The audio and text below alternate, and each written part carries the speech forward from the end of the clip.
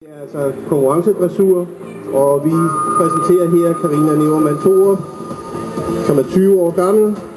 Hun er flere gange danmarksmester og nordisk mester for pony og nordisk pony og heste, og hun har fået 2 bronzemedaljer ved Europamesterskaberne.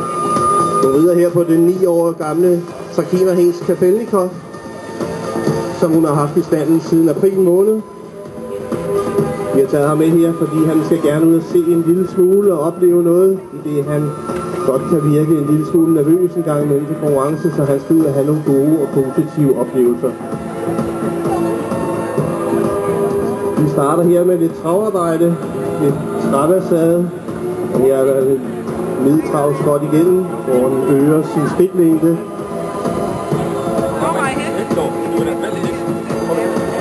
Og korter ind igen, og hesten skal helst blive stående fremme i nakken og med næsen foran den lodrette linje. Så vi ser lidt travassader, sidetravassader, og her der går hesten altså på 2 spor med hovedet i bevægelsesretningen, og den skal være rundet omkring her den venstre skænkel, altså det venstre ben, og stillet til venstre. Det er en samlende øvelse, og hesten skal helst bibevare den takt, som den også går med her på kortsiden. Så hvis I tæller 1, 2, 1, 2, ja, så skal den altså stadigvæk blive ved med at gå den samme takt, når den går sidelæns. Nu skritter vi, og det er en modsat trav. Der er 2-taktet, så er skridten altså en 4-taktet bevægelse. Og det starter faktisk med venstre bag, venstre for, højre bag, højre for i et fodfølge, der gør, at den heller ikke er pas. Det er en af de bedste Det er faktisk en utrolig vanskelig øvelse at ride, specielt når man lige har reddet rundt og lavet øvelser, altså at få hesten til at slappe af. Men det er jo en af de ting, som gør, at det er vanskeligt at ride dressur. Vi ser her en skridtpirouette, hvor vi skal træde rundt omkring sit indvendige bagben. Ja, der kan vi se, der blev han allerede en lille smule nervøs. Vi viser jo nogle øvelser fra hverdagens træning. Det er ikke sikkert, at vi træner alle ting hver dag, men hellere en lille smule hver dag end at tærpe, fordi så bliver det måske lejet lidt ind i hesten i stedet for.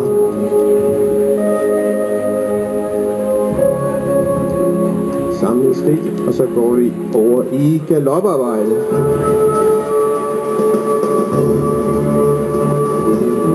Galoppen er så en 3-taktet bevægelse.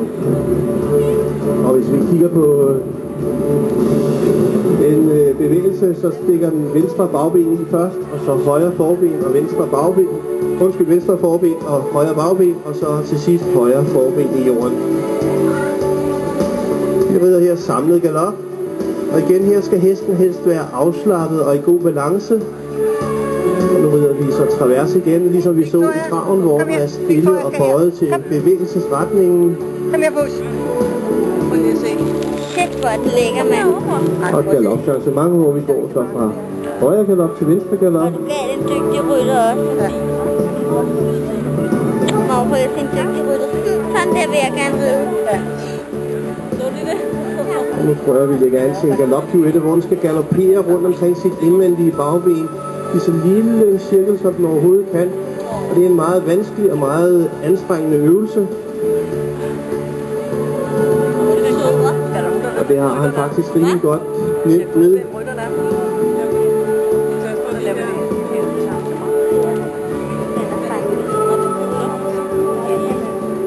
Mor, sådan der vil jeg.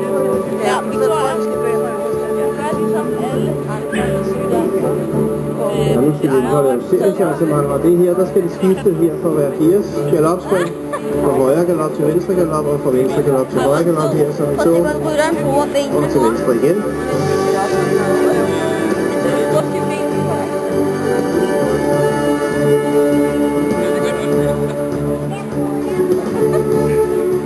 Og her får det hver 3. galopsgang spring.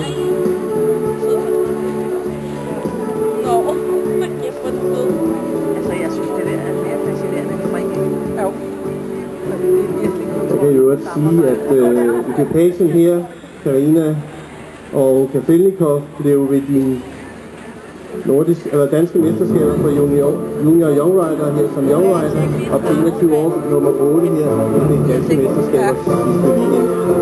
Nu går vi over til de lidt mere vanskelige øvelser. Det er øvelserne, som vi ser i de allersværeste klasser. OL, VM og DM. Det er passage, hvor den har et svævemoment, og så går den ind og piraterer her. Og der skal den helst stå og trave på stedet. Og det kan være i og for sig meget nemt at lave den enkelte øvelse, enten at stå og pirafere på stedet, eller passagere. Men det er specielt overgangene, man skal lægge mærke til, at den gør det i harmoni og ro og i balance, uden at komme ud af takt, som den gør så fint her. Og fremad hele tiden i sin øvelse. Der fik vi lige en lille misforståelse. Ja. Alle disse svære øvelser her er jo samlende øvelser, og det lægger stor pres på hestens muskulatur, sener og ledbånd. Og derfor er det også vigtigt, når man, ligesom de andre, når vi har været ude at løbe og anstrenge sig, så skal vi løsne op og vælte træer, som der er nogen, der kalder det.